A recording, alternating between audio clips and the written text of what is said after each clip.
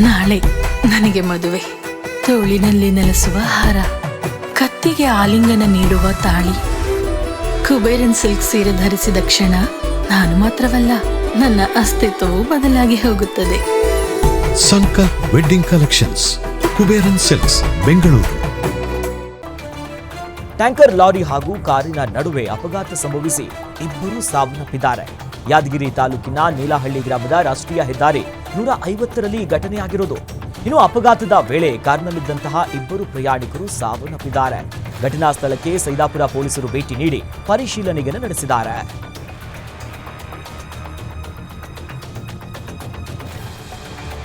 ನೆಲಮಂಗಲದ ರಾಷ್ಟ್ರೀಯ ಹೆದ್ದಾರಿ 48ರ ಗುಂಡೇನಹಳ್ಳಿ ಗ್ರಾಮದ ಬಳಿ ಕೆಎಸ್ಆರ್ಟಿಸಿ ಬಸ್ ಮತ್ತು ಕುರಿ ಸಾಕಾಣಿಕಾ ಲಾರಿ ನಡುವೆ ಭೀಕರ ಅಪಘಾತ ಸಂಭವಿಸಿ ಲಾರಿಯಲ್ಲಿದ್ದಂಥ ಇಬ್ಬರು ಸ್ಥಳದಲ್ಲೇ ಸಾವನ್ನಪ್ಪಿದ್ದಾರೆ. ಘಟನೆ ಸಂಬಂಧ ನೆಲಮಂಗಲ ಸಂಚಾರಿ ಪೊಲೀಸ್ ಠಾಣೆಯಲ್ಲಿ ಪ್ರಕರಣ ದಾಖಲಾಗಿದ್ದು ಸಂಚಾರಿ ಪೊಲೀಸರು ತನಿಖೆಯನ್ನ ಮುಂದುವರಿಸಿದ್ದಾರೆ.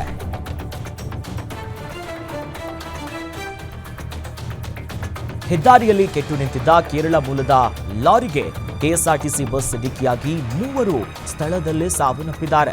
ಉತ್ತರ ಕನ್ನಡದ ಯಲ್ಲಾಪುರ ತಾಲೂಕಿನ ಹಿಟ್ಟಿನ ಬೈಲು ಬಳಿ ಈ ಘಟನೆಯಾಗಿರೋದು. ಬಾಗಲಕೋಟೆಯಿಂದ ಮಂಗಳೂರಿಗೆ ತೆರಳುತ್ತಾ ಇದ್ದಂತಹ ಕೆಎಸ್ಆರ್ಟಿಸಿ ಬಸ್ ಅಪಘಾತಕ್ಕೆ ಒಳಗಾಗಿದೆ. ಇನ್ನು ಬಸ್ನಲ್ಲಿ ಹೆಚ್ಚಿನ ಪ್ರಯಾಣಿಕರು ಧರ್ಮಸ್ಥಳಕ್ಕೆ ತೆರಳುತ್ತಾ ಇದ್ರು ಅಂತ ತಿಳಿದು ಬಂದಿದೆ. ದುರ್ಘಟನೆಯಲ್ಲಿ 38 ವರ್ಷದ ನೀಲವ್ವ, 43 ವರ್ಷದ ಗಿರಿಜವ್ವ ಮತ್ತು ಮತ್ತೊಬ್ಬ ವ್ಯಕ್ತಿ ಸಾವನ್ನಪ್ಪಿದ್ದು ವ್ಯಕ್ತಿಯ ವಿಳಾಸ ಇನ್ನೂ ಕೂಡ ಪತ್ತೆಯಾಗಿಲ್ಲ. ಗಾಯಾಳುಗಳನ್ನ ಹುಬ್ಬಳ್ಳಿಯ ಕಿಮ್ಸ್ ಆಸ್ಪತ್ರೆಗೆ ದಾಖಲು ಮಾಡಲಾಗಿದೆ. ಸ್ಥಳಕ್ಕೆ ಡಿವೈಎಸ್ಪಿ, ಸಿಪಿಐ, ಪಿಎಸ್ಐ ಭೇಟಿ ನೀಡಿ ಪರಿಶೀಲನೆಯನ್ನು ನಡೆಸಿದ್ದಾರೆ. ಯಲ್ಲಾಪುರ ಪೊಲೀಸ್ ಠಾಣೆಯಲ್ಲಿ ಪ್ರಕರಣ ದಾಖಲಾಗಿದೆ.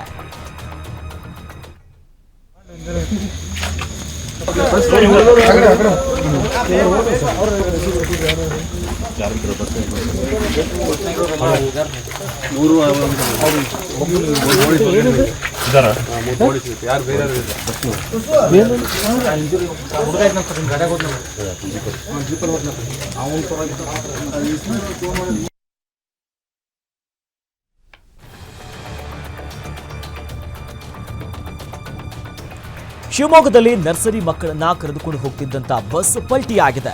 ಶಿವಮೊಗ್ಗ ಜಿಲ್ಲೆಯ ಹೊಸನಗರ ತಾಲೂಕಿನ ಕಾನುಗೋಡು ಬಳಿ ಈ ಘಟನೆ ನಡೆದಿರೋದು. 12 ನರ್ಸರಿ ಮಕ್ಕಳನ್ನ ಶಾಲಾ ವಾಹನದಲ್ಲಿ ಕರೆದುಕೊಂಡು ಹೋಗ್ತಿದ್ದಂತ ಹೊತ್ತಿನಲ್ಲಿ ಅನಾಹುತ ಸಂಭವಿಸಿದ್ದು ಓರ್ವ ಮಗುವಿಗೆ ಗಾಯ ಆಗಿದೆ. ಸದ್ಯ ಅದೃಷ್ಟವಶಾತ್ ಭಾರಿ ಅನಾಹುತವೊಂದು ಇನ್ನು ಅಪಘಾತದಲ್ಲಿ ಗಾಯಗೊಂಡಂತ ಮಗುವಿಗೆ ಚಿಕಿತ್ಸೆಯನ್ನ ನೀಡಲಾಗ್ತಿದೆ. ರಿಪ್ಪನ್ಪೇಟೆಯ ಪೊಲೀಸ್ ಠಾಣೆಯಲ್ಲಿ ಪ್ರಕರಣ ದಾಖಲಾಗಿದೆ.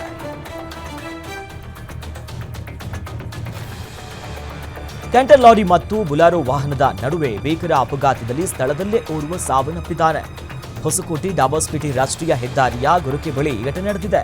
ದೇವನಹಳ್ಳಿಯಿಂದ ಕೋಲಾರದ ಕಡೆ ಟೊಮ್ಯಾಟೋವನ್ನ ಸಾಗಿಸುತ್ತಿದ್ದಂತ ಬುಲೋರೋ ವಾಹನ ತಮಿಳುನಾಡು ಮೂಲದ ಕ್ಯಾಂಟರ್ ವಾಹನಕ್ಕೆ ಹಿಂಬದಿಯಿಂದ ಡಿಕ್ಕಿ ಹೊಡೆದಿದೆ. ಡಿಕ್ಕಿಯ ರಭಸಕ್ಕೆ ಬುಲೋರೋ ವಾಹನದ ಸಹ ಪ್ರಯಾಣಿಕ ಸ್ಥಳದಲ್ಲೇ ಸಾವನ್ನಪ್ಪಿದ್ದಾನೆ. ಡ್ರೈವರ್ಗೆ ಸಣ್ಣಪುಟ್ಟ ಗಾಯಗಳಾಗಿ ಆಸ್ಪತ್ರೆಗೆ ದಾಖಲು ಮಾಡಲಾಗಿದೆ. ದೇವನಹಳ್ಳಿ ಸಂಚಾರಿ ಪೊಲೀಸ್ ಠಾಣಾ ವ್ಯಾಪ್ತಿಯಲ್ಲಿ ಈ ಘಟನೆ ನಡೆದಿರೋದು.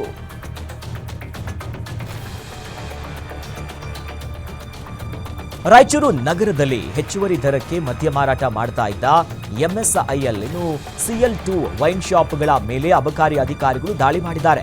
ಎಂಆರ್ಪಿ ದರದಲ್ಲೇ ಮದ್ಯ ಮಾರಾಟಕ್ಕೆ ರಾಜ್ಯ ಸರ್ಕಾರ ಆದೇಶವನ್ನ ಕೊಟ್ಟರೂ ಸಹ ಒಂದು ಬಿಯರ್ಗೆ 50 ರಿಂದ 60 ರೂಪಾಯಿ ಹೆಚ್ಚುವರಿಯಾಗಿ ಆ ದರವನ್ನ ಇಟ್ಟು ನಿಯಮವನ್ನ ಉಲ್ಲಂಘನೆ ಮಾಡಿರುವಂತಹ ಆರೋಪದ ಅಡಿಯಲ್ಲಿ ವೈನ್ ಶಾಪ್ ಮ್ಯಾನೇಜರ್ ಹಾಗೂ ಸಿಬ್ಬಂದಿಯನ್ನ ವಶಕ್ಕೆ ಪಡೆದು ವೈನ್ ಶಾಪ್ ಮೇಲೆ ದೂರನ್ನ ದಾಖಲಿಸಿದ್ದಾರೆ.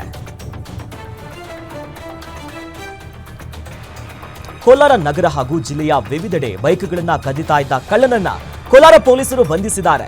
ಜಿಲ್ಲೆಯ ಹಲವು ಕಡೆ ಕಳ್ಳನ ವಿರುದ್ಧ ವಾಹನಗಳ ಕಳವು ಪ್ರಕರಣ ದಾಖಲಾಗಿತ್ತು.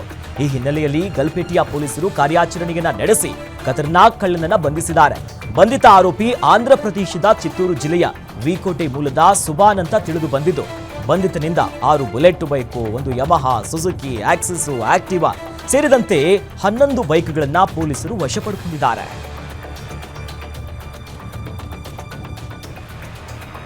ಇನ್ನು ಬೆಳಗಾವಿಯಿಂದ ಮುಂಬೈಗೆ ಹೊರಟಿದ್ದಂತಹ ಸ್ಟಾರ್ SY111 ಏರ್ ವಿಮಾನದಲ್ಲಿ ತಾಂತ್ರಿಕ ದೋಷ ಕಂಡುಬಂದಂತಹ ಹಿನ್ನೆಲೆಯಲ್ಲಿ ಪೈಲಟ್ ತುರ್ತು ಭೂಸ್ಪರ್ಶ ಮಾಡಿರುವಂತಹ ಘಟನೆ ಬೆಳಗಾವಿ ವಿಮಾನ ನಿಲ್ದಾಣದಲ್ಲಿ ನಡೆದಿದೆ.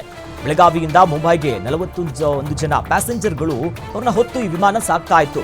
ಆದರೆ ಇಂಜಿನ್ನಲ್ಲಿ ತಾಂತ್ರಿಕ ದೋಷದ ಮಾಹಿತಿ ಅರಿತಂತ ಪೈಲಟ್ ತಕ್ಷಣ ವಿಮಾನವನ್ನ ಭೂಸ್ಪರ್ಶ ಮಾಡಿ 41 ಜನರ ಜೀವವನ್ನ ಕಾಪಾಡಿದ್ದಾರೆ. ಮಲೆನಾಡು ಶಿವಮೊಗ್ಗದಲ್ಲಿ ರೈತರ ಮೇಲೆ ಮತ್ತೆ ಮತ್ತೆ ದೌರ್ಜನ್ಯ ಮುಂದುವರೆದಿದೆ. ಜಮೀನು ಒತ್ತುವರಿ ತೆರವು ಮಾಡಲ್ಲ ಎನ್ನುತ್ತಲೇ ಕಂದಾಯ ಮತ್ತು ಅರಣ್ಯ ಇಲಾಖೆ ಅಧಿಕಾರಿಗಳು ಕಂದಾಯ ಭೂಮಿಯಲ್ಲಿ ಬೆಳೆದಿದ್ದ ಶುಂಠಿ ಬೆಳೆ ನಾಶ ಮಾಡಿದ್ದಾರೆ. ಶಿವಮೊಗ್ಗ ಜಿಲ್ಲೆಯ ಸಾಗರ ತಾಲೂಕಿನ ಚನ್ನಗುಂಡ ಗ್ರಾಮ ಪಂಚಾಯಿತಿ ವ್ಯಾಪ್ತಿಯ ಕುಗಾರು ಗ್ರಾಮ ಪಂಚಾಯಿತಿಯ ವ್ಯಾಪ್ತಿಯಲ್ಲಿ ಇಂಥದ್ದೊಂದು ಘಟನೆ ನಡೆದಿರೋದು.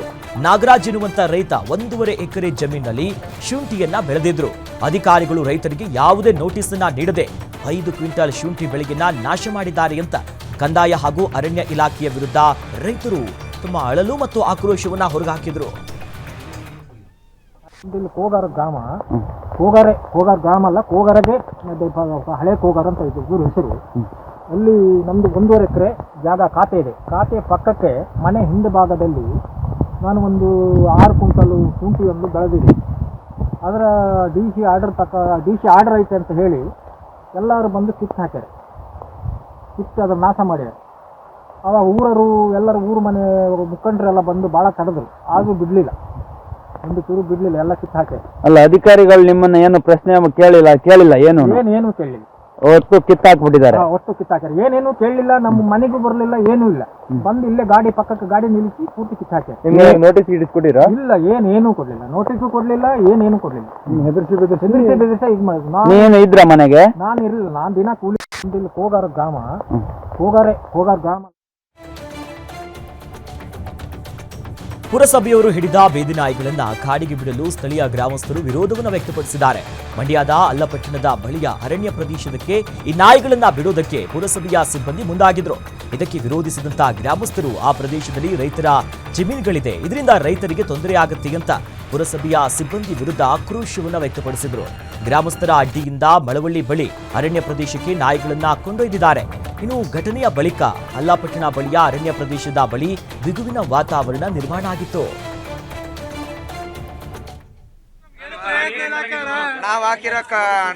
ನಮಗ್ ತೊಂದರೆ ಆಗೈತೆ, ನಾನು ಹೇಳೋದು ಅರ್ಥ ಮಾಡ್ಕೊಳ್ಳಿ. ನಮ್ಮ ಹುಡುಗ ಬಗ್ಗೆ ಈಗ ಬೆಂಕಿ ಹಚ್ಚ ವಿಚಾರ ಏನಂದ್ರೆ ಗೊತ್ತಾ? ಕೇಳ್ದೆ ಯಾಕೆ ಹಚ್ತೀರಾ? ನಾವ್ ಹಚ್ಚಿರದಲ್ಲ, ನೋಡು